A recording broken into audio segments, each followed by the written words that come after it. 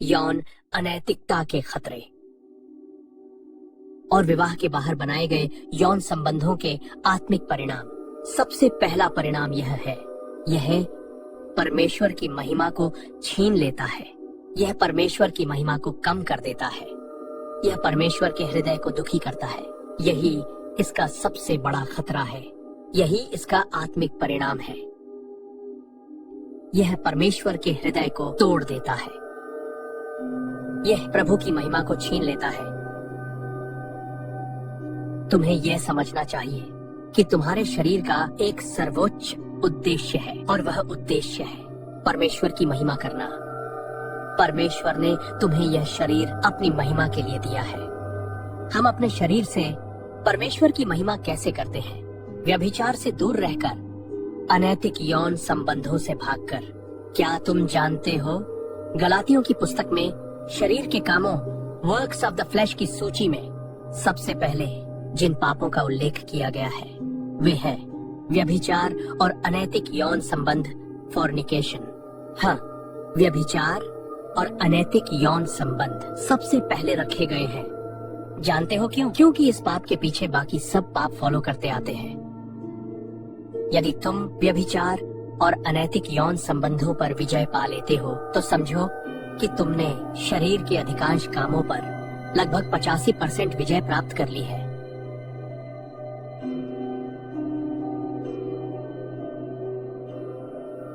अब मैं चाहता हूँ कि तुम इसे मेरे साथ दोहराओ। मेरा शरीर परमेश्वर ने बनाया है। उसने मुझे यह शरीर अपनी महिमा के लिए दिया है। इस पर जोर से कहो आमीन। परमेश्वर ने इससे भी बढ़कर कार्य किया। हमारा शरीर और हमारी आत्मा दोनों मसीह के द्वारा मूल्य देकर खरीदे गए हैं। हमें गुलामी के बाजार से छुड़ाकर वापस खरीदा गया है और अब हम मसीह के हैं। बाइबल कहती है कि हमें छुड़ाया गया है, हमें वापस खरीद लिया गया है। यही उद्धार, रिडेम्पशन का अर्थ है। यही पापों की क्षमा, रिमिशन ऑफ सिंस का अर्थ है। बाइबल कहती है कि हमें अंधकार की शक्ति से छुड़ाया गया है। यहाँ शक्ति, पावर का अर्थ यूनानी भाषा में अधिकार, डोमिनियन या वैध अधिकार, लीगल अथॉरिटी है। क्योंकि एक समय ऐसा था जब शैतान का हम पर वैध अधिकार था। हम पहले अंधकार के राज्य के नागरिक थे। हम अंधकार की बंधुआई में थे। कानूनी रूप से शैतान का हम पर पूरा दावा था। फिर यीशु आए और उन्होंने मूल्य चुका दिया। उन्होंने कोई दूसरा समझौता स्वीकार नहीं किया। जब शैतान ने कहा, यदि तू मेरी आराधना करेगा तो मैं यह सब तुझे दे दूंगा, तब मसीह, जो हम सबसे महान है, उन्होंने शैतान का प्रस्ताव स्वीकार नहीं किया। शैतान चाहता था कि मसीह हमारे बदले उसके सामने झुक जाए। लेकिन यीशु ने कहा, मैं छोटा और आसान रास्ता नहीं चुनूंगा, मैं सही मार्ग पर चलूंगा। मैं पूरा मूल्य चुकाऊंगा ताकि मानव जाति पर शैतान का जो कानूनी दावा है उसे सदा के लिए समाप्त कर दूं। इसलिए उन्होंने पूरा मूल्य चुकाया। उन्होंने अपने जीवन से मूल्य चुकाया। उन्होंने अपने लहू से मूल्य चुकाया। अपने पवित्र लहू के द्वारा उन्होंने तुम्हें वापस खरीद लिया।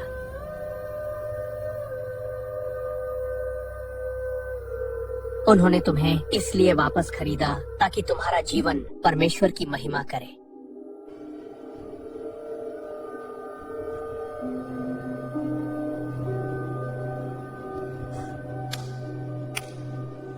मैं पाप से घृणा करता हूँ। मैं सच कह रहा हूँ। अपने पूरे जीवन में परमेश्वर के अनुग्रह से मैं बचपन से ही पाप से घृणा करता आया हूँ। मैं इससे नफरत करता था। क्यों? छोटे समय से मुझे यही सिखाया गया था। मेरे शुरुआती समय से यही जाना कि यही वह कीमत है जो यीशु ने मेरे लिए चुकाई थी। यह कोई मजाक नहीं है। मैं फिर से पाप की गुलामी में वापस नहीं जाऊंगा। मैं पाप का दास नहीं हूँ। यीशु ने मेरे पापों का दंड अपने ऊपर लिया। उन्होंने मुझे उस गुलामी से छुड़ा लिया। अब मैं फिर से उसी गुलामी में नहीं लौटूंगा। मैं अपने आप को दोबारा पाप का दास नहीं बनाऊंगा। हालेलुया। तुम में से बहुतों को परमेश्वर ने छुड़ा लिया है, लेकिन तुम स्वयं ही फिर से अपने आप को कानूनी रूप से शैतान के हाथों में सौंप रहे हो। यही हो रहा है। तुम फिर से अपने आप को शैतान के लिए समर्पित कर रहे हो। देखो, यीशु ने कहा, मैंने तुम्हें छुड़ा लिया, मैंने तुम्हारे लिए पूरा मूल्य चुका दिया। तुमने विश्वास किया और मैंने तुम्हें बाहर निकाल लिया। लेकिन अब तुम फिर से मिस्र लौटना चाहते हो। जो इस्राएली मिस्र से निकलकर आए थे, उनमें से अधिकांश जंगल में ही मर गए। क्यों? क्योंकि उनका शरीर तो मिस्र से बाहर आ गया था, लेकिन उनका मन अब भी मिस्र में ही था। इसलिए वे जंगल में मर गए। वे प्रतिज्ञा के देश में प्रवेश नहीं कर सके। आज भी बहुत से विश्वासी, बहुत से पास्टर और संसार भर की अनेक कलीसियाएं इसी कारण आत्मिक रूप से गिर रही हैं, क्योंकि उन्होंने वास्तव में मिस्र को नहीं छोड़ा। हाँ, वे शारीरिक रूप से मिस्र से निकल आए, लेकिन मानसिक रूप से वे अब भी मिस्र में ही रह रहे हैं। उन्होंने मिस्र को बौद्धिक रूप से नहीं छोड़ा। उन्होंने मिस्र को यौन जीवन के क्षेत्र में भी नहीं छोड़ा। उन्होंने अपने मन और अपने हृदय से भी मिस्र को नहीं छोड़ा। 1 कुरिन्थियों 6:19-20। क्या तुम नहीं जानते कि तुम्हारा शरीर पवित्र आत्मा का मंदिर है, जो तुम में वास करता है और जिसे तुमने परमेश्वर से पाया है, और तुम अपने नहीं हो, क्योंकि तुम मूल्य देकर मोल लिए गए हो। इसलिए अपने शरीर और अपनी आत्मा के द्वारा परमेश्वर की महिमा करो, क्योंकि दोनों परमेश्वर के हैं। यह आश्चर्य की बात है कि हम हमेशा केवल आत्मा की ही बात करते हैं। अधिकांश प्रचारकों ने आत्मा, आत्मा और केवल आत्मा पर ही जोर दिया, लेकिन पौलुस ने यह भी लिखा कि तुम्हारा शरीर भी परमेश्वर का है और तुम्हारी आत्मा भी परमेश्वर की है। इसका अर्थ है कि केवल अपनी आत्मा से ही नहीं, अपने शरीर से भी परमेश्वर की महिमा करो। फिर हम केवल आत्मा पर ही इतना जोर क्यों देते हैं? हमने केवल आत्मा पर ही ध्यान दिया और इसी कारण हम बहुत सी बातों में हार गए। मैं आज तुमसे कह रहा हूँ, तुम्हें अपने शरीर को खोना नहीं चाहिए। कुछ लोग कहते हैं, मरना तो ही है, मरना ही पड़ेगा। नहीं, एक ऐसी पीढ़ी आ रही है जो इस गहरे ज्ञान एपिग्नोसिस में प्रवेश करेगी कि हमारा शरीर भी परमेश्वर का है। तुम्हें केवल एक काम करना है, उस शारीरिक स्वभाव फ्लैश को मारना है जो पहले आदम से तुम्हें विरासत में मिला है। हमारे पास एक ऐसा शरीर है जो परमेश्वर का है। मैं जानता हूँ कि इस शरीर में एक परजीवी पैरासाइट है, उसका नाम है शारीरिक स्वभाव, फ्लैश। जब तुम अपने शरीर को उस शारीरिक स्वभाव से शुद्ध कर लोगे तो तुम आश्चर्य करोगे कि परमेश्वर तुम्हारे जीवन में कैसी सामर्थ्य प्रकट करता है।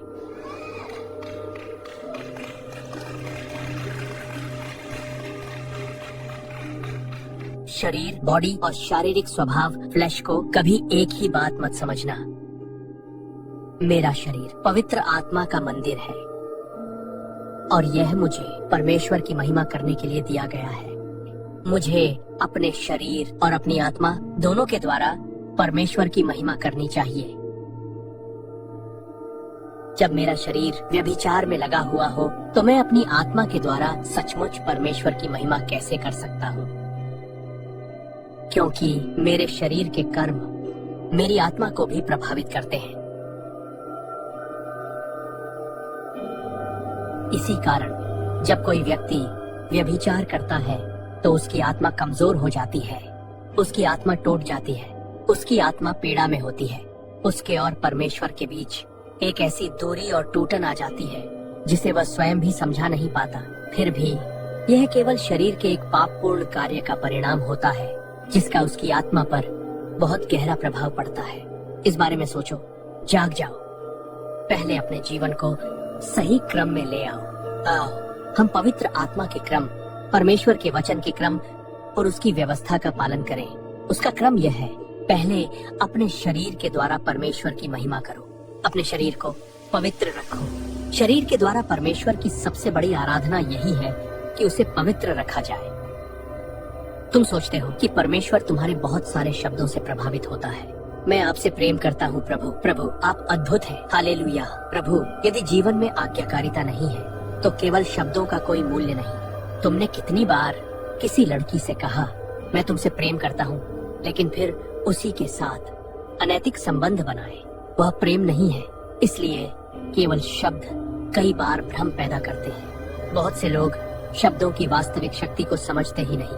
इसलिए 1 कुरिन्थियों 6:19-20 के अनुसार यौन पाप परमेश्वर से वह महिमा छीन लेता है जो वास्तव में उसी की है। हर बार जब तुम अपने शरीर को अशुद्ध करते हो तो तुम परमेश्वर को उस महिमा से वंचित करते हो जो उसके योग्य है, क्योंकि उसने तुम्हें यह शरीर अपनी महिमा के लिए दिया है। हम परमेश्वर की महिमा कैसे करते हैं? शैतान को परमेश्वर के न्यायालय कोर्ट्स ऑफ हेवन तक पहुंच होती है। सिय्योन के न्यायालयों में उसे वहां उपस्थित होने की अनुमति है। स्वर्गीय लोक में वही एक ऐसा स्थान है जहां शैतान प्रवेश कर सकता है, सिय्योन का न्यायालय। इसी कारण हमारे पास यीशु हमारे पक्ष के वकील एडवोकेट हैं। वह 24 घंटे हमारी ओर से वहां खड़े रहते हैं। जरा सोचो, मसीह प्रतिदिन तुम्हारी ओर से न्यायालय में उपस्थित होते हैं।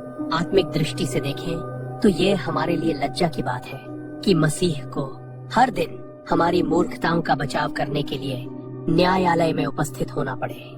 आखिर तुम उस पाप को कब छोड़ोगे? वह अपने बच्चों के लिए लगातार हमारी पैरवी करते रहते हैं। इसीलिए लिखा है, हे मेरे बालकों, मैं ये बातें तुम्हें इसलिए लिखता हूँ कि तुम पाप न करो।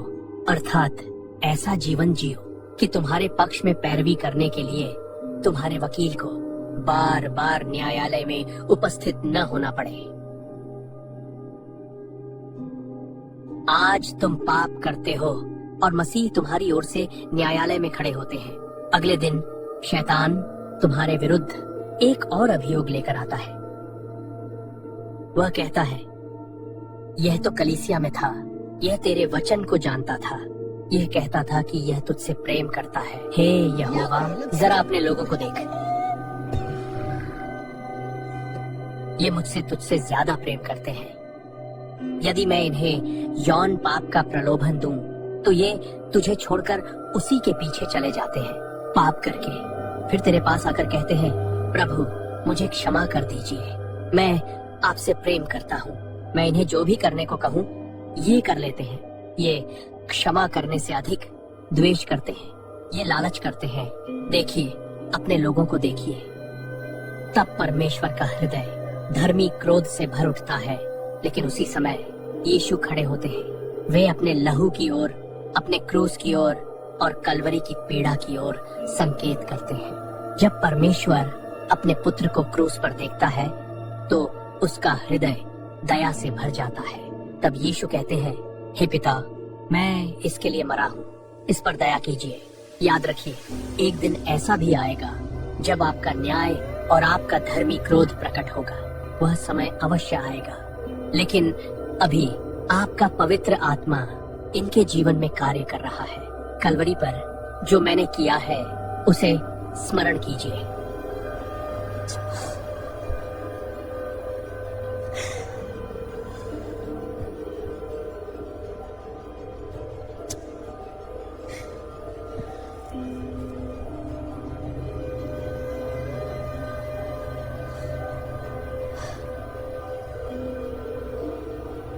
यदि तुम्हें यह पता चल जाए कि सिय्योन के न्यायालय में हमारे विषय में क्या होता है, तो तुम कभी भी पाप को हल्के में नहीं लोगे। इब्रानियों 10:26-28 हमें उस न्यायालय की एक झलक दिखाता है। यदि हम सत्य का ज्ञान प्राप्त करने के बाद भी जान बूझकर पाप करते रहें, तो पापों के लिए फिर कोई और बलिदान शेष नहीं रहता, परंतु न्याय की एक भयानक प्रतीक्षा और उस प्रचंड आग का भय रहता है जो विरोधियों को भस्म कर देगी। जिसने मूसा की व्यवस्था को तुच्छ जाना, वह 2 या 3 गवाहों के आधार पर बिना दया के मार डाला गया। इसलिए सावधान रहो। जब तुम सत्य को जान चुके हो तो पाप से दूर रहो, क्योंकि जब कोई व्यक्ति सत्य को जानने के बाद भी जान बूझकर पाप करता रहता है, तो वह मसीह के बलिदान का अपमान करता है और उसके क्रूस के कार्य को तुच्छ समझता है। इसका अर्थ यह है कि मसीह पिता परमेश्वर के सामने मानो फिर से क्रूस पर चढ़ाए गए दिखाई देते हैं। और जब पिता अपने पुत्र को क्रूस पर पीड़ा सहते हुए देखते हैं, तो वही पीड़ा फिर से उनके हृदय को छू जाती है और उसी के कारण तुम्हारे लिए दया और अनुग्रह प्रकट होता है, जो तुम्हें ढांप लेता है। एक विश्वासी के जीवन में एक ऐसी अवस्था होती है जिसे टूटा हुआ हृदय, ब्रोकननेस कहते हैं। यही वह स्थान है जहाँ परमेश्वर की महिमा प्रकट होती है। यह केवल विश्वास की बात नहीं है, यह टूटे हुए मन, नम्र हृदय और आत्मिक सच्चाइयों को पहचानने से आता है। यह तब होता है जब तुम अपना मन ऊपर की बातों पर लगाते हो, उन बातों पर जो आत्मिक लोक में घट रही हैं। क्या तुम जानते हो कि सिय्योन के न्यायालय में क्या होता है? क्या तुम जानते हो, कुछ लोग केवल इतना कहते हैं, मसीह मेरे वकील, एडवोकेट है। हालेलुया! ये एक शर्मिंदगी की बात है, लेकिन यदि तुम इस सच्चाई की गहराई को समझो तो यह केवल खुशी की बात नहीं बल्कि आत्म परीक्षा की भी बात है। मसीह का हमारे पक्ष में वकील, एडवोकेट बनकर खड़ा होना मुख्य रूप से आत्मिक जीवन में छोटे बच्चों के लिए है, कम से कम उन लोगों के लिए जो अभी अभी विश्वास में आए हैं। बाइबल कहती है, हे मेरे छोटे बालकों, ध्यान दो, वह केवल बालकों नहीं कहती बल्कि छोटे बालकों कहती है, अर्थात वे लोग जो अभी नया जन्म पाए हैं, जो आज ही मसीह में विश्वास लाए हैं। ऐसे लोगों की ठोकरें और उनकी कमजोरियां कुछ हद तक समझी जा सकती हैं, क्योंकि वे अभी आत्मिक जीवन में नए हैं। ओके, वह कहता है, पाप मत करो। यदि कोई पाप कर भी बैठे तो हमारे पास पिता के सामने एक सहायक एडवोकेट है। फिर वह कहता है, हे जवानों, तुमने उस दुष्ट पर जय पाई है, देखा। और फिर वह कहता है, हे पिताओं, तुमने उसे जान लिया है। अब प्रश्न ये है, अब तक तुम्हें आत्मिक रूप से पिता बन जाना चाहिए था, और यदि अभी पिता नहीं भी बने हो तो कम से कम ऐसे जवान तो बनो जिन्होंने दुष्ट पर, इस संसार की वासनाओं पर और अपनी बुरी इच्छाओं पर विजय पाली हो।